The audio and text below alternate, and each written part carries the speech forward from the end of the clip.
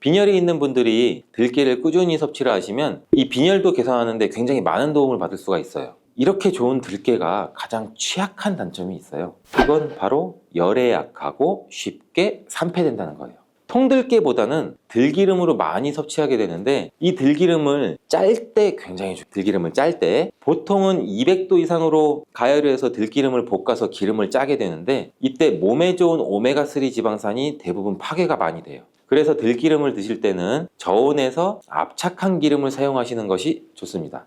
저온 압착유 또는 생들기름이라고도 하는데, 이 기름을 요리에 사용할 때도 열에 오랫동안 가열하지 말고 요리가 끝나갈 무렵에 촉촉촉 이렇게 들기름을 넣어 주시거나 먹기 직전에 드레싱해서 드시는 게 굉장히 좋습니다.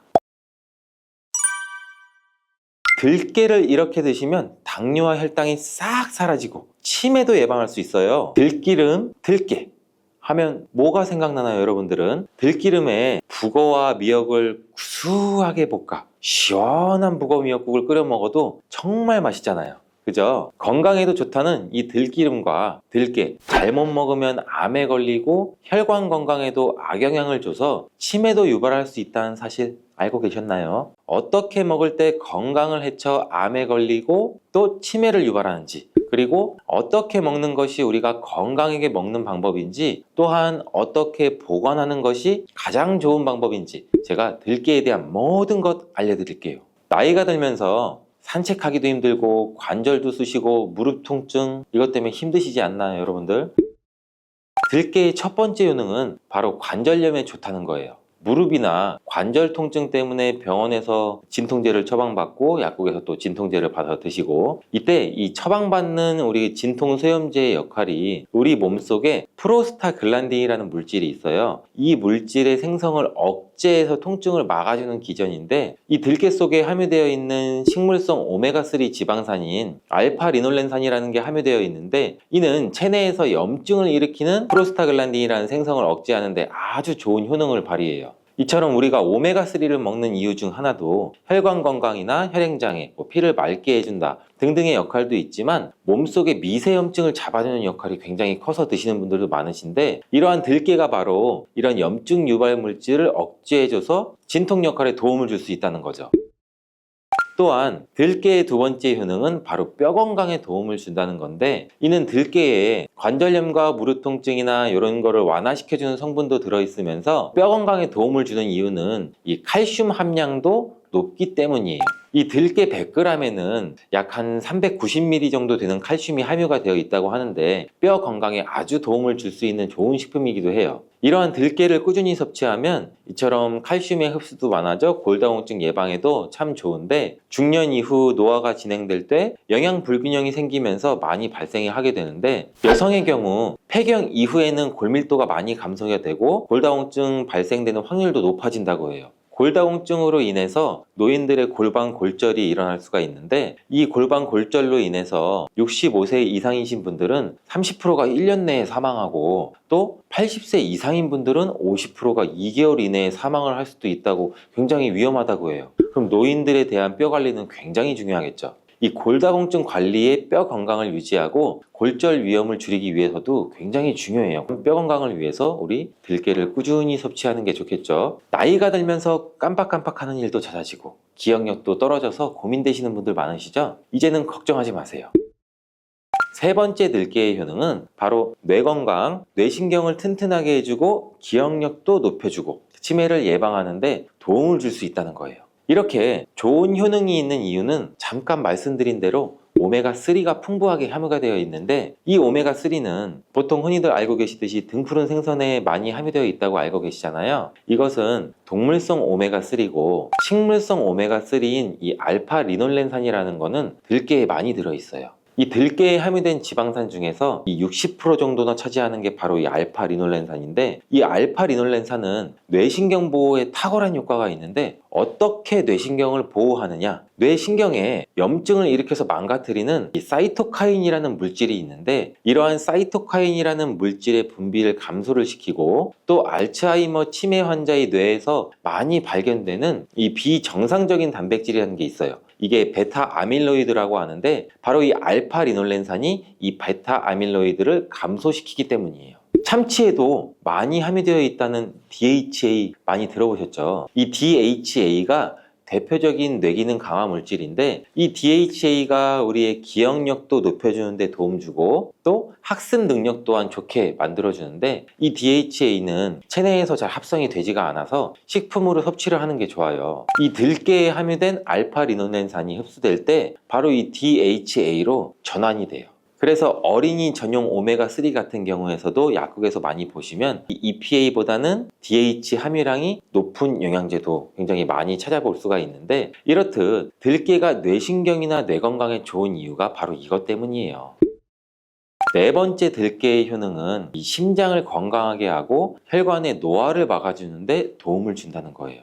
이 알파리놀렌산이 체내에 흡수될 때 DHA로 변환된다고 제가 말씀드렸잖아요. 그뿐만 아니라 EPA로도 변환이 되는데, 이 EPA가 어떤 역할을 하냐면 바로 혈소판 응집을 억제해서 혈관에 혈전이 생기는 것도 막아주는 효능도 같이 가지고 있어요. 물론 혈액순환도 도와주겠지만, 그리고 혈관은 튼튼하게 하는 효능과 혈액의 중성지방과 나쁜 콜레스테롤인 LDL을 낮추고 또 좋은 콜레스테롤인 HDL을 높여주는 역할도 같이 해요. 이 미국의 심장협회에서는 허혈성 뇌졸중이나 심장마비로 인한 돌연사, 관상동맥 질환 등의 위험을 감소시키기 위해서 매주 1회에서 2회 이상 오메가3 지방산이 풍부한 등푸른 생선을 섭취하는 것이 도움을 준다고도 발표를 했어요. 근데 이 오메가3 지방산의 함량을 살펴보면 이 100g당 오메가3 지방산의 함량이 연어에는 한 11.5g, 고등어에는 9.9g, 들깨에는 무려 63.1g이나 함유가 되어 있다고 해요. 굉장히 많이 함유되어 있죠. 이렇듯 들깨에는 연어에 비해서 5배 이상 들어있다는 건데, 들깨를 꾸준히 드셔서 혈관도 건강하게, 심장도 튼튼하게 유지하시기 바라겠습니다. 다섯 번째 들깨의 효능은 바로 변비에 좋다는 거예요. 이 들깨의 껍질에는 식이섬유가 굉장히 풍부한데, 들깨 100g에는 약 18g 정도로 풍부한 식이섬유가 함유가 되어 있어요. 이 식이섬유는 우리 장내에서 수분을 흡수하게 되는데, 이 수분을 흡수하게 되면 대변도 무르게 해주고 장 운동도 촉진해서 변비를 예방하는 데 도움을 줘요. 또한 불포화 지방산도 굉장히 풍부한데, 들깨에 함유되어 있는 이 리놀렌산이 대장의 염증도 억제해주고 변비로 인해서 발생할 수 있는 이 대장 질환 또한 예방하는 데 도움도 줄 수 있어요. 여섯 번째 들깨의 효능은 바로 이 췌장을 건강하게 하는 데 도움을 준다는 거예요. 들깨에는 또 루테올린이란 성분이 풍부하게 들어있는데, 이 성분은 몸 안에서 인슐린에 대한 반응도를 높이는 기여를 해요. 이게 무슨 말이냐면, 우리 췌장에서 인슐린이 분비가 되죠. 인슐린이 조금만 분비하게 돼도 몸 안에서 이 인슐린에 대해서 반응을 잘하면 혈당이 급격히 올라가는 것도 막아주고, 또 췌장에서 인슐린 분비도 멈추는 역할을 하겠죠. 이렇게 췌장의 부담을 많이 덜어줄 수 있다는 거예요. 루테올린을 통한 인슐린 반응도가 높아지면 당뇨도 예방할 수 있고 혈당 조절에도 많은 도움을 받을 수 있어요. 일곱 번째 들깨의 효능은 알레르기성 질환을 예방하는 데 도움을 주는 건데, 들깨에 오메가3 지방산이 많이 함유되어 있다고 했잖아요. 이 오메가3 지방산이 염증을 억제하고 면역력을 강화시키고 이러한 효과가 있어서 알레르기 증상도 예방하고 완화시키는 데 도움도 줄 수 있어요. 그리고 또 비타민 E가 풍부하게 함유가 되어 있는데, 이 비타민 E는 항산화 작용이 뛰어나고 알레르기 반응을 일으키는 물질인 히스타민의 분비를 억제하는 효과도 있어요. 여러분들이 처방받는 항히스타민제 굉장히 유명한 제품들 많잖아요. 약국 가면 이거와 비슷한 비전이라고도 어찌 보면 그렇게 볼 수가 있겠죠. 여덟 번째 들깨의 효능은 빈혈에 좋다는 거예요. 들깨에 약 100g에는 철분이 14mg 정도 함유가 되어 있는데, 이는 시금치의 약 2배에 해당이 돼요. 시금치보다도 이 철분 함량이 높아서 빈혈에 도움을 줄 수도 있고, 그뿐 아니라 이 들깨에 함유된 비타민 B12라는 성분은 이 조혈작용, 즉 피를 만들어주는 작용을 도와주는데, 이 조혈작용이란 혈액 속에 혈구를 어떻게 보면 만들어내는 과정을 말하죠. 빈혈이 있는 분들이 들깨를 꾸준히 섭취를 하시면 이 빈혈도 개선하는 데 굉장히 많은 도움을 받을 수가 있어요. 이렇게 좋은 들깨가 가장 취약한 단점이 있어요. 그건 바로 열에 약하고 쉽게 산패된다는 거예요. 통들깨보다는 들기름으로 많이 섭취하게 되는데, 이 들기름을 짤 때 굉장히 좋아요. 들기름을 짤 때 보통은 200도 이상으로 가열을 해서 들기름을 볶아서 기름을 짜게 되는데, 이때 몸에 좋은 오메가3 지방산이 대부분 파괴가 많이 돼요. 그래서 들기름을 드실 때는 저온에서 압착한 기름을 사용하시는 것이 좋습니다. 저온 압착류 또는 생들기름이라고도 하는데, 이 기름을 요리에 사용할 때도 열에 오랫동안 가열하지 말고 요리가 끝나갈 무렵에 촉촉촉 이렇게 들기름을 넣어 주시거나 먹기 직전에 드레싱해서 드시는 게 굉장히 좋습니다. 또한 이 들기름은 산패가 쉽게 되는데, 이 들기름이 산패되면 벤조피렌이라는 물질이 생성되는데, 이게 1급 발암 물질이에요. 이 산패된 들기름을 지속적으로 드시게 되면 발암 물질을 계속 먹게 되는 거죠. 그래서 이 들기름의 사용 기간 또한 지켜주시는 게 좋은데, 보통은 2달 이내로 드시는 게 가장 좋고, 개봉을 하셨다면 1달 이내에 소비하는 것을 추천드립니다. 어떻게 보면 어린이 시럽이랑도 비슷하죠, 유통기한이. 이 들깨는 또한 보관 방법도 굉장히 중요해요. 신문지나 검은 비닐 이런 걸로 감싸서 빛을 차단하고 밀봉한 상태에서 반드시 냉장 보관하시기를 추천해 드립니다. 실온에 두신다면 들기름의 산패는 급속히 진행이 돼요. 근데 이 들기름을 오래 보관할 수 있는 방법도 있는데, 이것은 참기름과 섞어서 보관하는 거예요. 이 참기름에는 비타민 E와 세사몰이라는 성분이 있는데, 이 성분이 들기름의 산패를 막아줘서 도움을 주죠. 이 세사몰이라는 성분은 참기름을 고온에서 볶거나 기름을 짜는 과정에서 생성되는 물질인데, 이 때문에 다른 기름에 비해 참기름이 산패가 느리고 지속성이 좋은 거예요. 그래서 들기름과 참기름을 7:3, 8:2 정도로 섞어서 보관하시면 조금 더 오래 보관할 수가 있습니다. 근데 들깨를 기름으로 드시게 되면 들깨 껍질을 섭취할 수가 없잖아요. 들깨 껍질에 몸에 좋은 식이섬유와 대표적인 항산화 물질인 이 페놀 성분들을 다 버리게 되는 거예요. 그래서 들깨를 제대로 드시려면 들기름보다도 통들깨 자체로 드시는 게 좋은데, 우리 마트 많이 가잖아요. 마트에 가면은 통들깨보다도 들깨 가루를 굉장히 많이 판매해요. 이 들깨 가루는 산패가 빨리 되기 때문에 통들깨를 구매해서 드시는 것을 추천을 드리고, 이 통들깨를 구매하시면 그 안에 작은 돌이라든지 이물질이 또 많이 들어있겠죠. 그래서 세척도 잘 해주셔야 돼요. 제가 세척하는 법 알려드릴게요. 먼저 들깨를 물에 담가 씻어요. 그리고 물 위에 동동 뜨는 것만 얇은 채로 걷어서 옮겨주시고, 이렇게 반복하게 되면 바닥에 이제 돌이나 이물질만 남게 되는데, 또 이거를 버리고 또 물에 담가 씻어주고, 또 물 위에 뜨는 것만 채로 살짝 걷어서 옮겨주시고, 이 작업을 한 3-4번 정도 반복해 주시면 되는데, 이렇게 하면 통들깨를 깨끗하게 세척할 수가 있죠. 깨끗하게 세척한 통들깨는 자연 건조해줘도 되지만 시간이 오래 걸리니까 팬에 담아서 약한 불로 건조해 주시거나, 아니면 쉬운 방법은 집에 있는 전자레인지를 이용하셔서 건조시키면 돼요. 근데 전자레인지를 이용한 건조 방법을 제가 알려드릴게요. 세척한 통들깨를 접시에 담아서 한 5분 정도 돌려주시면 돼요. 이때 수시로 상태를 확인해 줘야 돼요. 아직 건조가 5분 정도면 건조는 덜 됐을 거예요. 근데 오랜 시간 전자레인지에 돌리면 들깨가 탈 수가 있죠. 이렇게 5분 정도씩 돌려가면서 중간중간 상태를 확인해 주고 완전히 건조될 때까지 이 작업도 반복해 주시면 돼요. 이 완전히 건조된 통들깨는 그냥 스푼으로 떠서 드셔도 되고, 먹을 만큼씩 믹서기에 갈아서 음식에 넣어서 드셔도 되고, 통들깨 자체로도 음식에 넣어 드셔도 되죠. 이렇게 하시면 들깨를 산패되지 않은 채로 신선하고 건강하게 버리는 거 없이 드실 수가 있습니다. 고혈당 상태에 놓인 경우에는 건강이 더 악화되기 쉬워요. 이러한 인슐린 저항성도 증가되고, 만성적인 염증으로 인해서 콜린이 역할을 제대로 하지 못하게 돼요.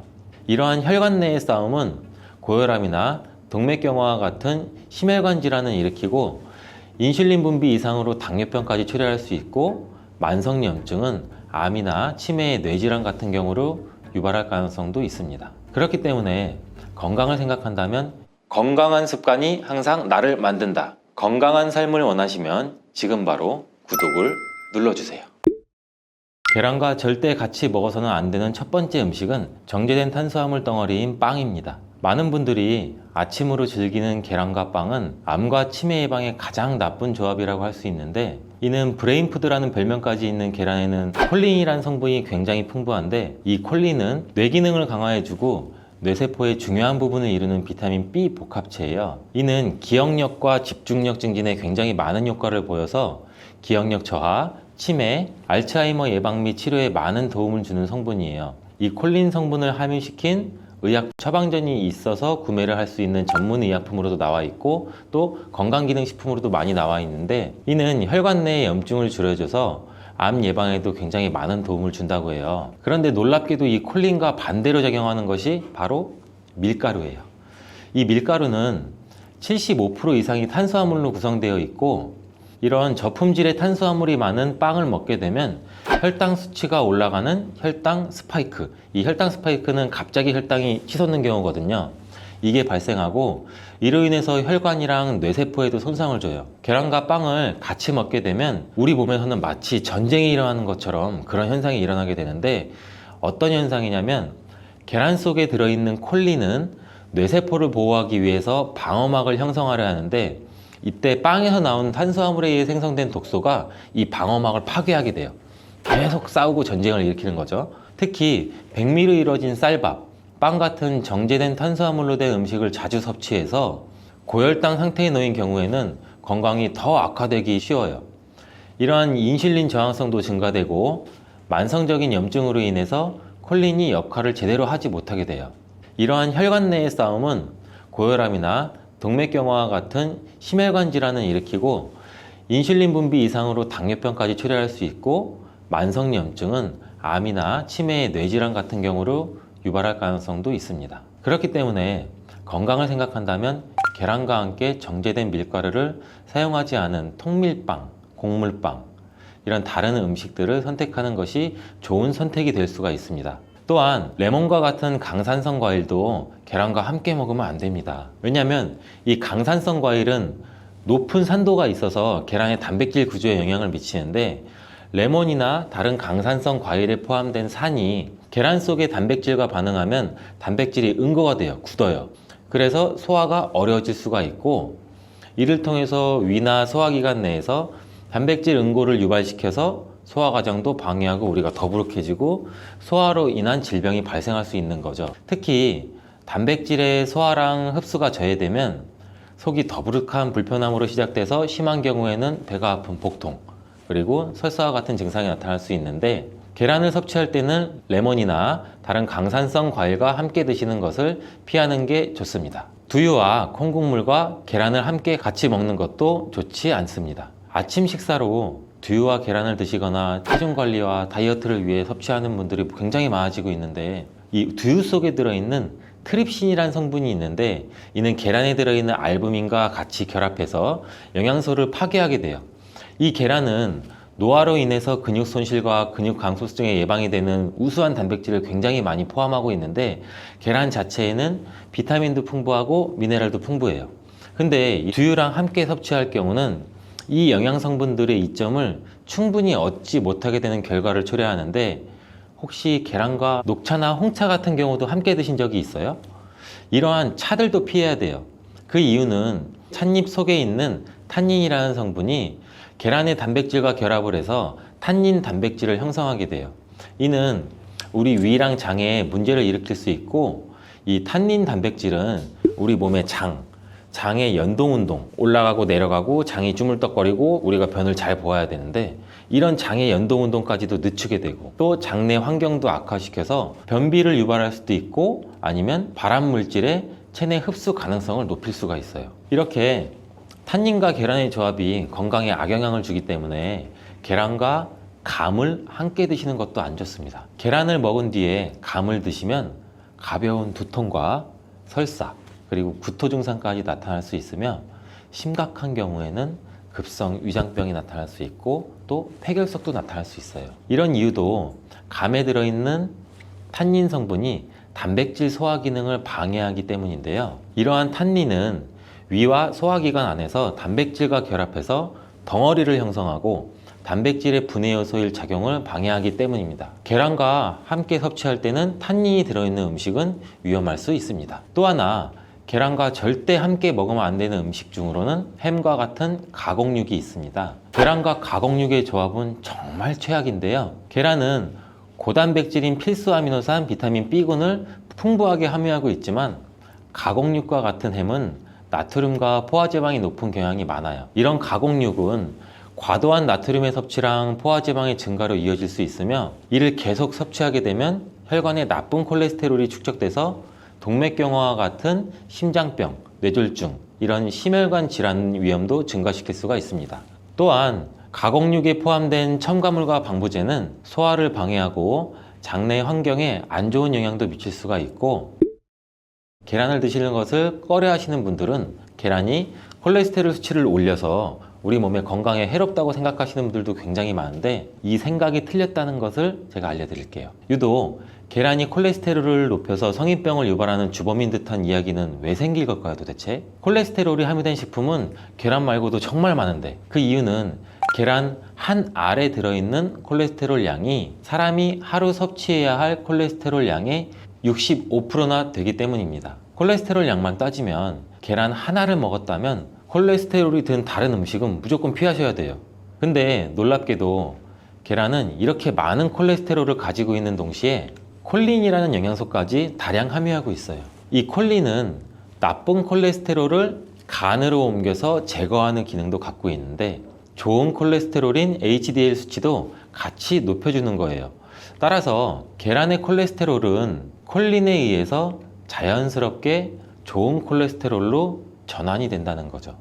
그래서 계란을 한두 개 더 먹어도 전혀 문제가 되지 않아요. 만약 중증 심혈관 질환에 걸린 경우가 아니라면 일반적으로 하루 두세 개 정도의 계란 섭취는 건강을 지키는데 큰 도움이 될 수 있습니다. 이제 콜레스테롤 걱정 없이 우리 모두 계란을 먹어도 되겠죠? 당뇨가 있으신 분들도 마찬가지예요. 50대 이후가 되면 당뇨 환자가 급격히 많아지게 되는데, 당뇨는 정말 무서운 병이에요. 당뇨는 당뇨 한 가지만으로도 위험하지만 당뇨로 인한 고혈압, 심근경색, 뇌졸중, 치매, 다른 질병을 유발시키기 때문에 그런데, 당뇨의 원인 중 하나는 비만이 있는데, 이 비만 관리가 바로 당뇨 관리로 직결된다고 해도 과언이 아니죠. 근데 비만을 일으키는 원인 중 하나가 아침을 먹지 않는 것이라는 사실 여러분들 알고 계신가요? 이 경희대학교 연구팀이 발표한 논문에 따르면 아침 식사를 먹지 않는 사람은 그렇지 않은 사람보다 이 비만 위험이 1.5배나 높았고, 당뇨병 위험은 무려 2.1배나 높았습니다. 이렇듯 아침 식사를 거르면 우리 몸의 대사가 천천히 느려지면서 혈당 조절에도 좋지 않은 영향을 미치게 되는데, 이런 위험은 젊었을 때 발생하지 않아요. 차곡차곡 쌓여서 특히 중년 이후에 더 크게 나타나는데, 나이가 들면서 기초 대사량이 줄어들고 활동량도 감소하고 근육량도 감소하기 때문입니다. 따라서 나이가 들어갈수록 우리는 아침 식사뿐만이 아니라 규칙적인 식사를 하는 습관이 매우 중요한데요. 아침 식사에 가장 좋은 음식이 바로 계란입니다.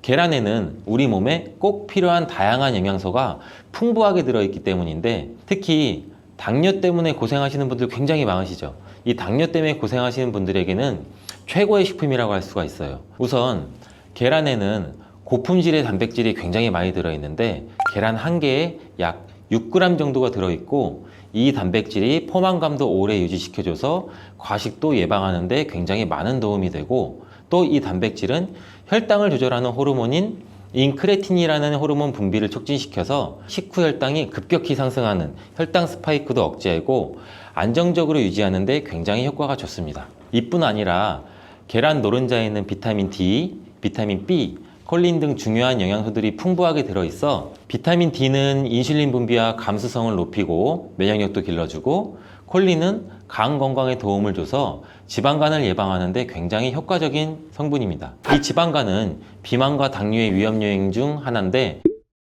이렇게 좋은 계란도 함께 먹으면 우리 몸에 보약이 되는 굉장히 좋은 음식들이 있는데, 더욱 풍부한 영양을 섭취할 수 있고 당뇨와 비만 관리에도 도움이 되는 음식들이 있어요. 계란과 토마토는 빼놓을 수 없는 최고의 음식 궁합입니다. 계란과 토마토, 이 둘의 궁합은 영양학적으로만 보더라도 굉장히 이상적이에요. 계란은 아까 말씀드렸듯이 단백질, 비타민 B군, 그리고 필수 아미노산을 굉장히 많이 함유하고 있는데, 한편 토마토는 우리가 흔히들 많이 알고 계시죠. 비타민 C, 그리고 항산화 물질인 라이코펜을 굉장히 많이 함유하고 있어요. 그래서 이들이 만날 때 서로의 영양적 가치가 굉장히 배가 되는 거죠. 토마토 속의 라이코펜은 지방에 용해되기 때문에 계란과 같이 먹을 때 그 흡수율이 굉장히 높아지는데, 이러한 조합은 우리 심혈관 건강을 지키고 면역력을 높이는 데 아주 효과적이고, 토마토에 들어있는 비타민 C는 계란에 들어있는 철분의 흡수를 돕기 때문에 빈혈 예방에도 굉장히 좋습니다.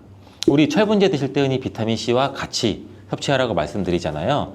이와 같은 이유 때문인데, 또 하나를 보면 올리브유를 두른 팬에 계란과 토마토를 넣고 살짝 볶아 드시면 아침에 최고의 식단이 될 수 있습니다. 요즘 또 아보카도 식단도 굉장히 인기가 많은데요.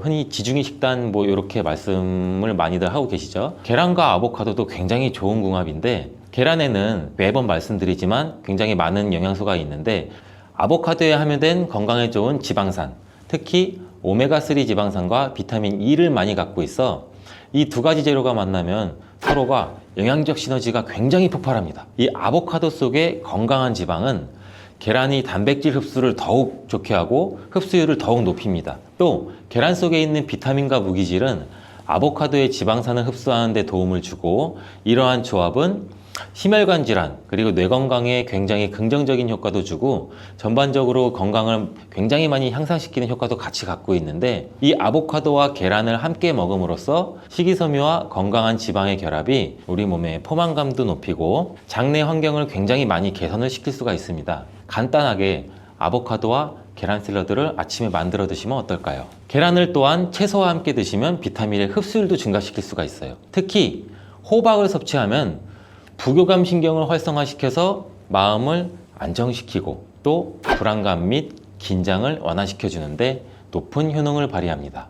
스트레스는 만병의 근원이라고 하는데, 이 계란과 호박을 함께 드시면 스트레스는 물론 몸의 피로도 같이 줄여주기 때문에 비타민 A와 베타카로틴이 많은 호박을 섭취하면 또 눈 건강에도 굉장히 유익하다고 합니다. 계란에 함유된 루테인과 지아자틴과 같은 카로티노이드 성분과 함께 작용하여 강력한 항산화 효과를 발휘하고 망막을 보호하고 황반색소 밀도도 유지시키고 녹내장 또 퇴행성 안구 질환의 발병률도 낮춰줄 수 있습니다.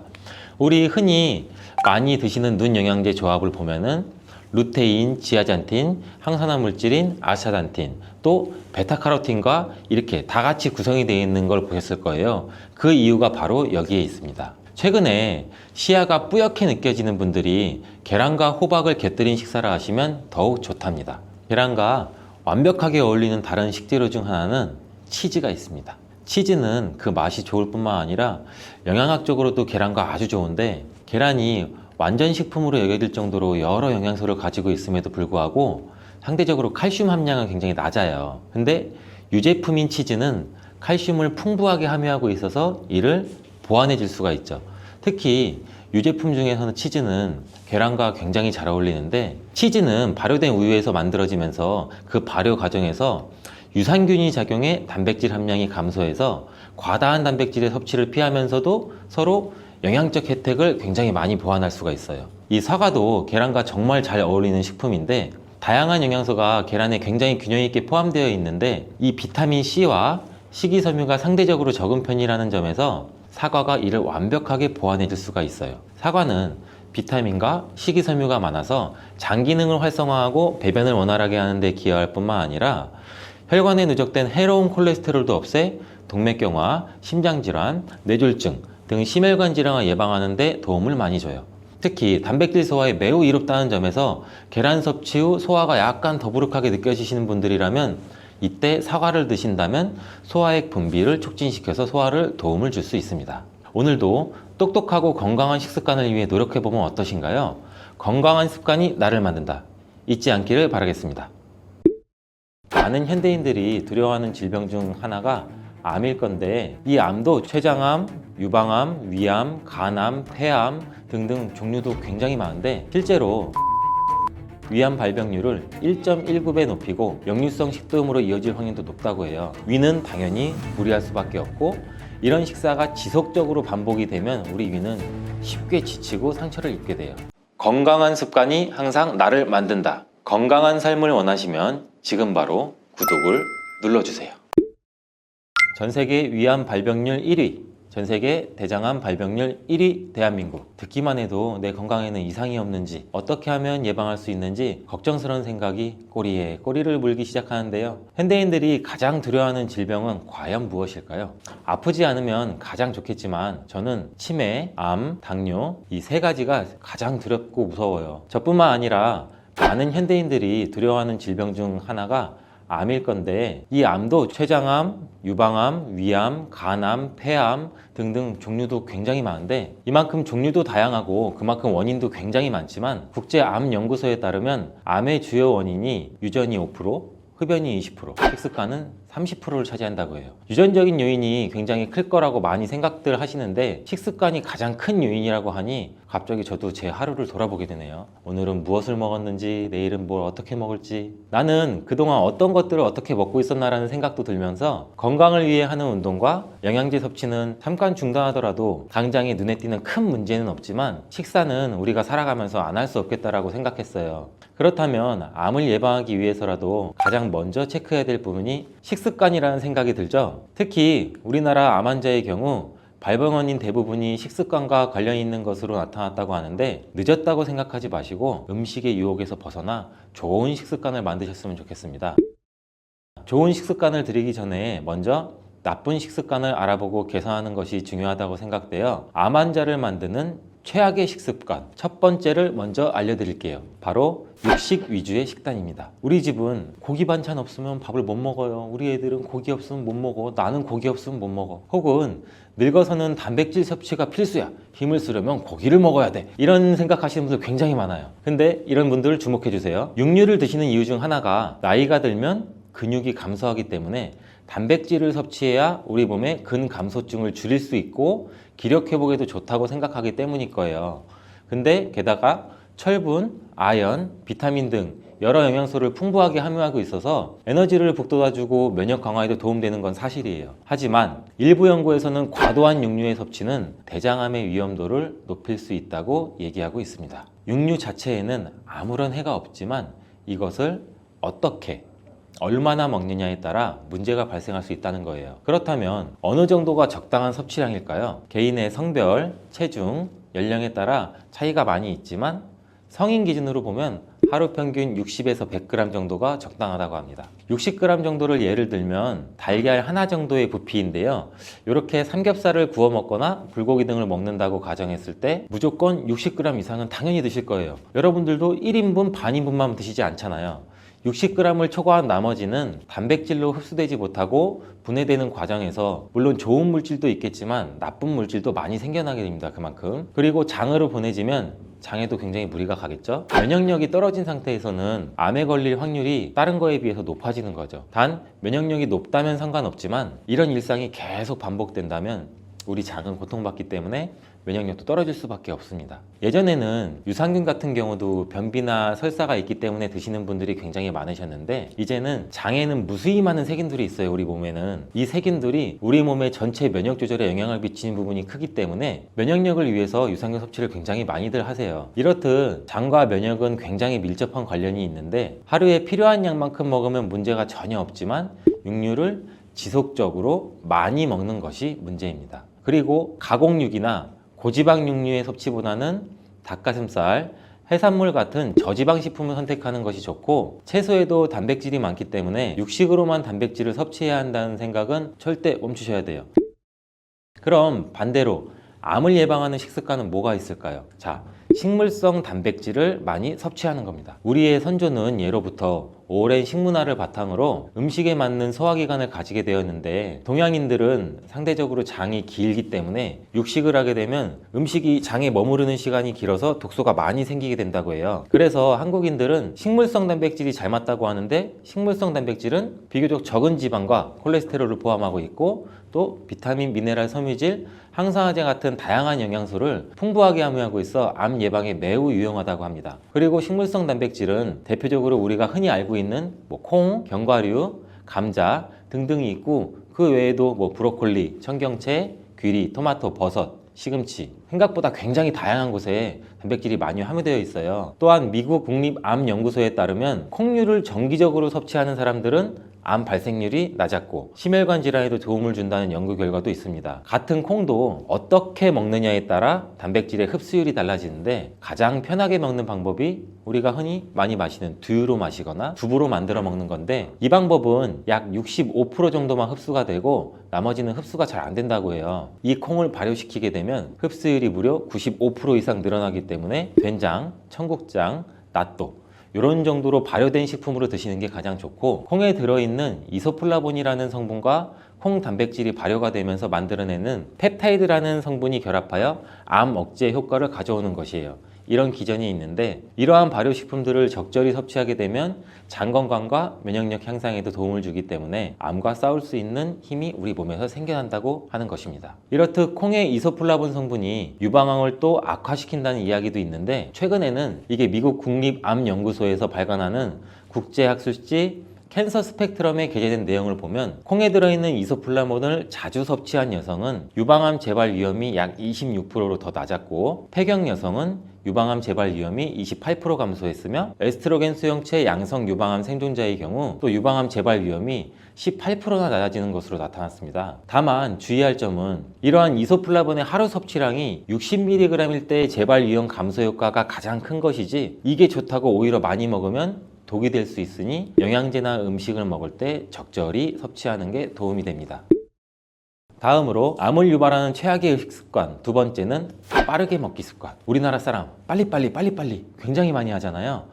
빨리빨리 민족답게 사람 절반 이상이 10분 내에 식사를 마치고 15분 이상 천천히 먹는 사람은 단 10%밖에 불과하다고 합니다. 음식을 빨리 먹는 것만으로 위암이 걸린다고 얘기할 수는 없지만, 위나 식도질환의 가장 큰 원인이 빨리 먹는 습관이기 때문에 이 이유를 절대 배제시킬 수는 없습니다. 실제로 빠른 식사는 위암 발병률을 1.19배 높이고 역류성 식도염으로 이어질 확률도 높다고 해요. 그리고 국이나 물에 말아서 드시는 분들 굉장히 많으시죠. 저 같은 경우도 미역국 말아 먹고 사골 좋아하고 국에 말아 먹는 걸 굉장히 좋아하는데, 이렇게 말아 먹게 되면 제대로 씹지도 못한 상태에서 음식물이 위로 넘어가고 위에서 소화를 시킬 때 침에서 나오는 아밀라제로 1차 효소로 분해를 시키지 못하기 때문에 소화를 시킬 때 부담이 늘어나게 돼요. 평소보다 많은 위산을 더 분비해야 된단 말이에요. 위는 당연히 무리할 수밖에 없고, 이런 식사가 지속적으로 반복이 되면 우리 위는 쉽게 지치고 상처를 입게 돼요. 위에 부담을 덜어주기 위해서라도 꼭꼭 씹어서 음식물 덩어리를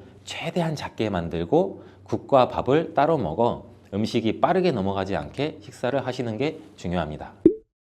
그럼 암을 예방하는 식습관 두 번째는 당연히 뭐가 되겠죠? 천천히 꼭꼭 씹어 먹는 습관이 되겠죠. 저는 그래서 어릴 때부터 부모님께 천천히 먹는 습관을 들여서 반대로 빨리 먹는 게 오히려 조금 힘들었어요. 그래서 남성분들은 알겠지만 군대를 가게 되면 굉장히 빨리 먹으라고 시키거든요.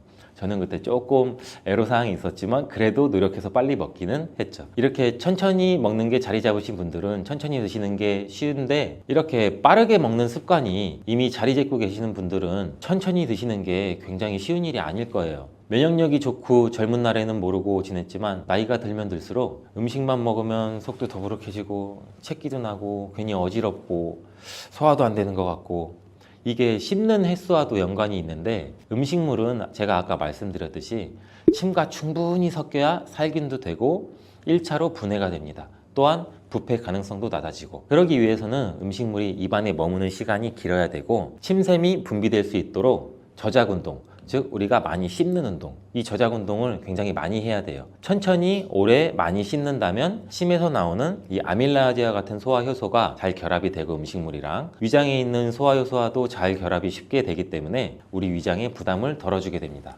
암 예방뿐만 아니라 영양소 흡수에도 용이하고, 우리 포도당이 혈류로 방출되는 것도 속도를 늦출 수 있어서 혈당 조절에도 도움이 됩니다. 그렇다면 천천히 먹을 수 있는 방법이 따로 있을까요? 제가 생각했을 때는 우선 식사 시간에는 스마트폰, TV, 각종 미디어를 차단하는 것이 좋고, 아무리 못해도 30회 이상 천천히 꼭꼭 씹을 수 있게 스스로 노력하는 자세가 필요합니다. 저는 혹시라도 급하게 먹어야 되는 상황도 올 수 있잖아요. 그런 상황이 오면 밥의 양을 조금 줄이더라도 천천히 먹으려고 노력하고, 아무리 바빠도 식사를 하면서 다른 일을 하지 않으려고 하는 나름의 방식이 있는데요. 이렇듯 자기만의 방식을 찾아가는 것이 중요하고, 일거리를 생각하다 보면 식사 시간이 굉장히 급해지고 빨리 먹을 수밖에 없어요. 좋은 영양분을 골고루 섭취하는 것도 좋지만 내 몸에 무리가 가지 않게 먹는 습관도 매우 중요하다는 것을 또 한번 기억하시기 바랍니다.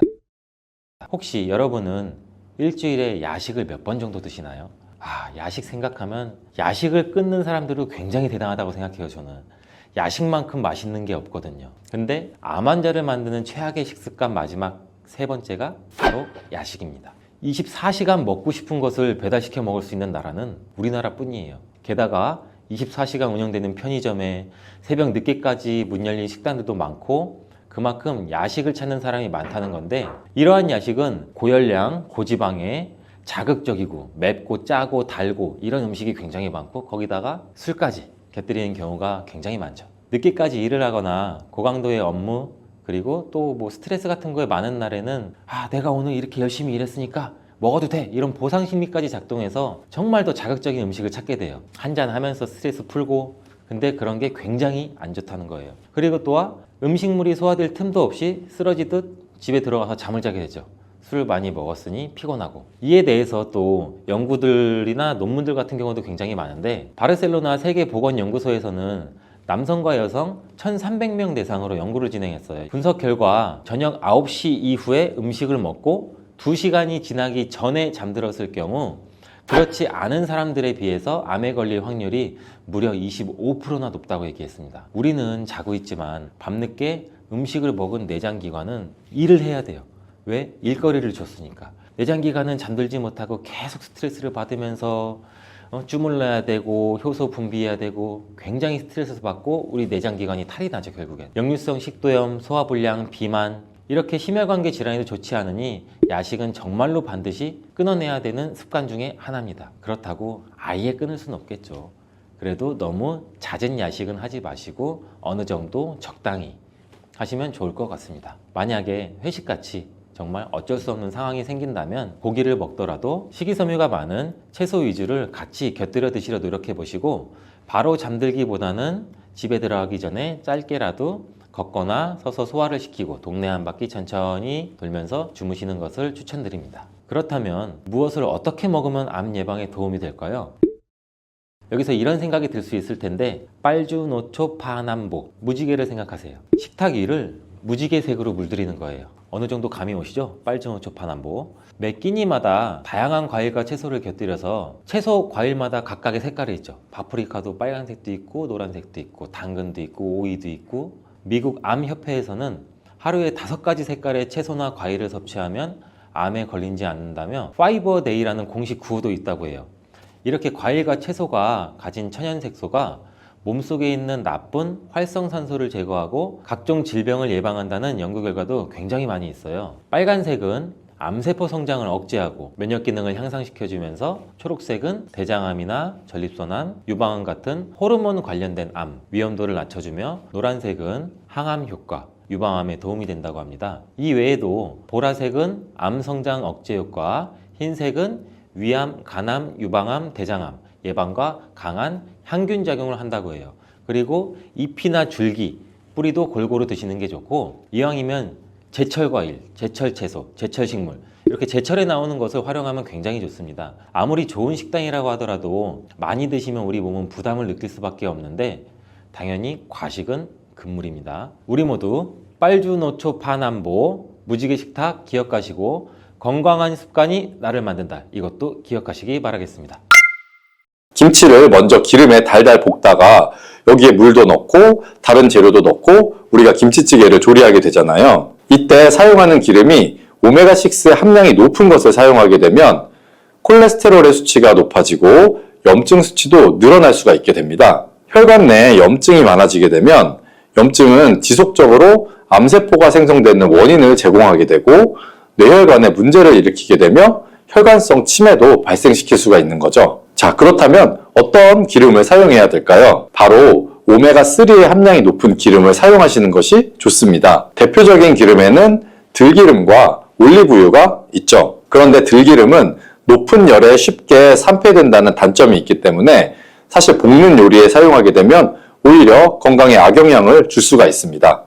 그래서 가장 좋은 것은 바로 올리브유입니다. 그 중에서도 고온에서 사용이 가능한 올리브유를 사용해야 하는데요.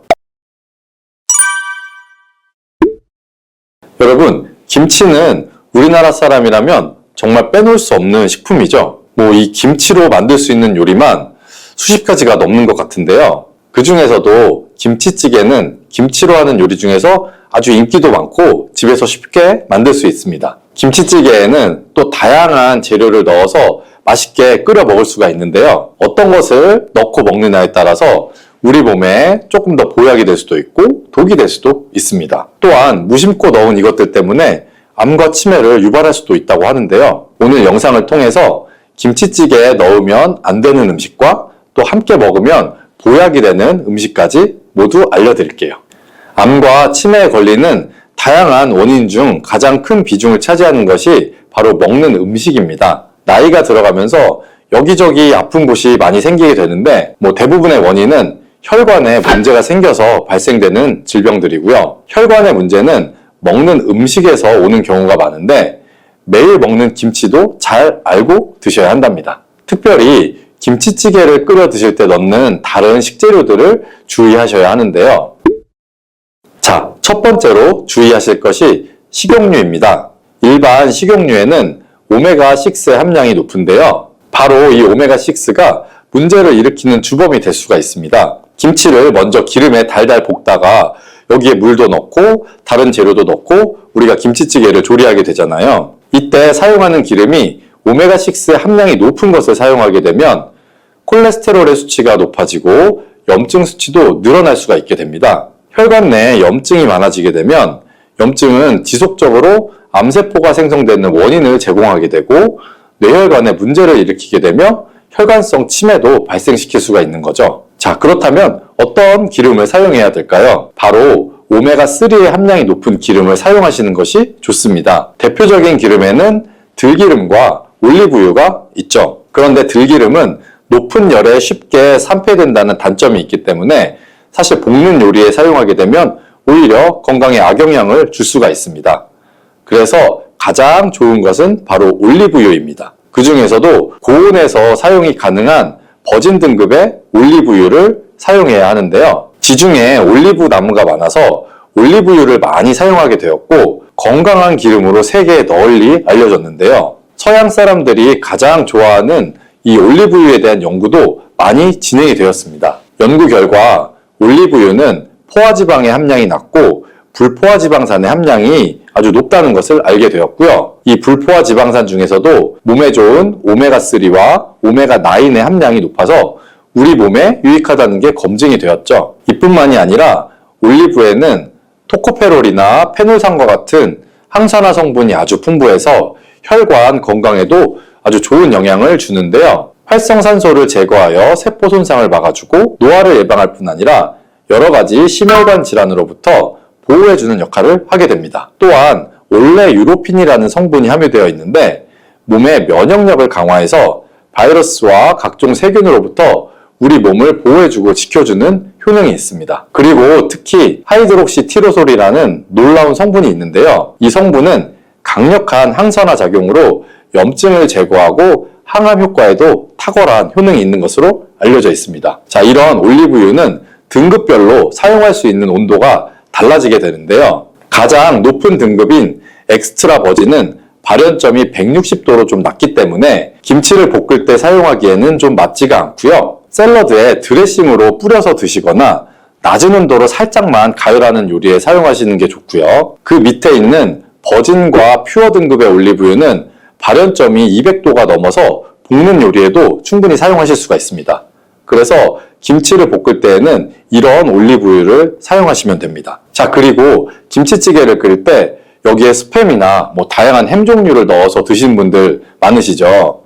그런데 햄은 넣지 않는 것이 좋습니다. 우리가 햄을 보통 가공육이라고 부르잖아요. 햄과 같은 이 가공육을 만들 때는 소디움 나이트라이트와 같은 보존제를 사용하게 됩니다. 이 보존제는 가공육의 색상을 빨갛게 유지해주고 세균 증식을 억제하는 기능이 있긴 하지만 문제는 우리 몸에 들어오면 일부 발암물질로 변하게 될 수 있다는 사실입니다. 그리고 가공육에 열을 가하게 되면 아미노산, 크레아틴 등의 성분들이 화학작용을 일으키면서 우리 몸에 위험한 화학물질을 만들어낼 수가 있는데 그 물질들 또한 암을 유발할 수가 있습니다. 그리고 또한 햄에는 나트륨의 함량도 매우 높은 편에 속하는데요. 이 나트륨이 고혈압을 유발할 수가 있고 각종 혈관 질환의 원인이 될 수가 있습니다. 또한 세포를 손상시켜 암을 유발하는데 특히 위암의 발병률을 높일 수가 있고요. 그래서 국제암연구소는 가공육을 1군 발암물질로 분류하고 있을 정도로 우리 몸에 해롭다는 사실을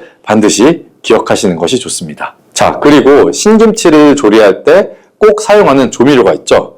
바로 설탕인데요. 김치찌개를 조리할 때에도 역시 설탕을 빼놓을 수는 없죠. 그런데 이 달달한 설탕이 우리 몸에 독이 된다는 사실은 알고 계신가요? 음식의 단맛과 감칠맛을 올려주기 때문에 조리할 때 설탕을 많이 사용하게 되는데 설탕은 사실 이 혈관 건강에는 정말 최악입니다. 설탕이 우리 몸에 들어오면 혈당 수치가 아주 급격하게 올라가게 되고 췌장에서 인슐린 분비를 촉진하게 되죠. 이런 현상이 계속 반복이 되면 췌장에 무리가 될 수가 있고 결국 췌장 기능이 약해지고 당뇨로 이어질 수가 있는데요. 요리할 때 조금 넣는 설탕이 얼마나 나쁜 영향을 주겠냐고 생각하시는 분들이 분명 있으실 텐데요. 틀린 말은 아니지만 우리가 이미 평소에 먹는 음식들에 많은 설탕이 들어가 있다는 것이 문제입니다. 통계 자료를 한번 살펴보면 우리가 하루에 먹는 설탕의 양이 평균 100g이 넘는 것으로 나와 있는데요.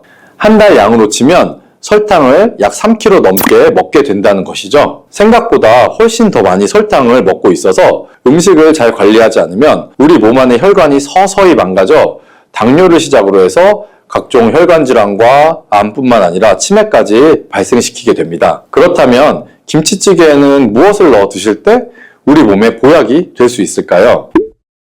영양학적으로도 가장 잘 맞는 것은 바로 두부입니다. 두부는 기본적으로 단백질이 풍부한데 이뿐만 아니라 리놀렌산, 레시틴, 피토스테롤 등의 성분이 풍부해서 몸 안의 콜레스테롤 수치를 낮춰주고 혈액순환을 원활하게 해서 동맥경화, 심근경색, 또 뇌출혈 등의 심혈관 질환을 예방할 수가 있습니다. 또 두부는 체력과 근력을 유지하는 데 큰 도움을 주죠. 바로 두부 속에 들어있는 풍부한 단백질 때문인데요. 우리 몸의 근육은 매일 일정량이 새롭게 근육으로 대체가 되기 때문에 매일매일 단백질을 공급해줘야 됩니다. 우리 몸에 단백질을 공급해주기 위해서 정말 유용한 음식이 바로 두부인 것이죠. 또한 두부에는 콜린이 풍부한데 이 콜린은 알츠하이머성 치매를 예방하는데 아주 탁월한 효능을 발휘하게 됩니다. 또 놀랍게도 두부는 건강하게 장수하는 데 도움이 되는데요. 많은 과학자들의 연구 결과 건강하게 장수한 사람들의 특징이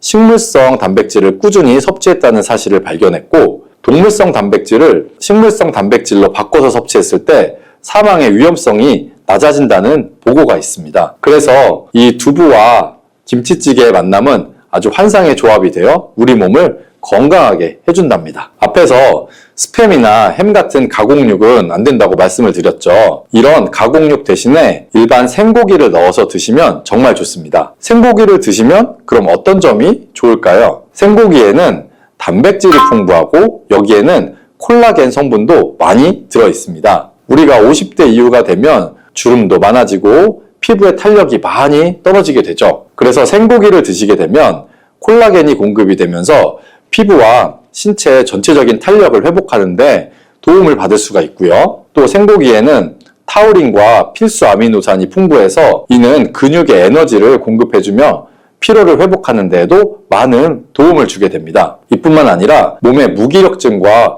우울증 완화에도 큰 도움을 받을 수가 있는데요. 그 이유는 생고기에는 행복 호르몬이라 불리는 이 세로토닌의 원료가 되는 트립토판이 많이 들어있기 때문이랍니다. 자, 그리고 앞에서 말씀드린 설탕 대신 사용할 수 있는 단맛을 내면서도 건강에도 좋은 식재료는 무엇일까요? 그것은 바로 양파와 대파입니다. 양파에는 퀘르세틴과 알리신 성분이 풍부해서 혈관의 중성지방과 나쁜 콜레스테롤을 제거해줘서 혈관을 깨끗하게 청소해주는 효능이 탁월해 혈관 청소부라는 별명이 있을 정도입니다. 또한 혈압도 낮춰주고 혈당 관리에도 도움을 주어서 당뇨를 예방하고 혈관 질환을 방지하여 치매를 예방하는 데에도 많은 도움을 받을 수가 있는 것이죠.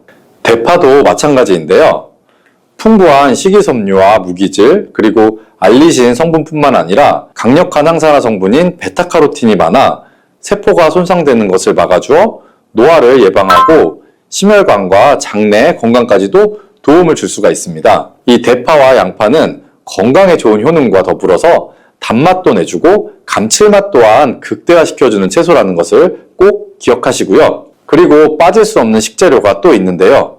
바로 마늘입니다. 마늘은 대표적인 항암 식품이기도 한데요. 마늘에 풍부한 알리신은 염증 수치를 낮춰주고 활성산소를 제거해주어 노화를 억제하고 암세포의 증식도 막아주는 효과가 있습니다. 이런 다진 마늘을 김치찌개에 한 스푼 넣게 되면 건강에도 좋을 뿐만 아니라 잡내를 제거해주며 김치찌개의 맛을 한층 끌어올려주는 효과까지 있으니 꼭 넣어서 드시기 바랍니다.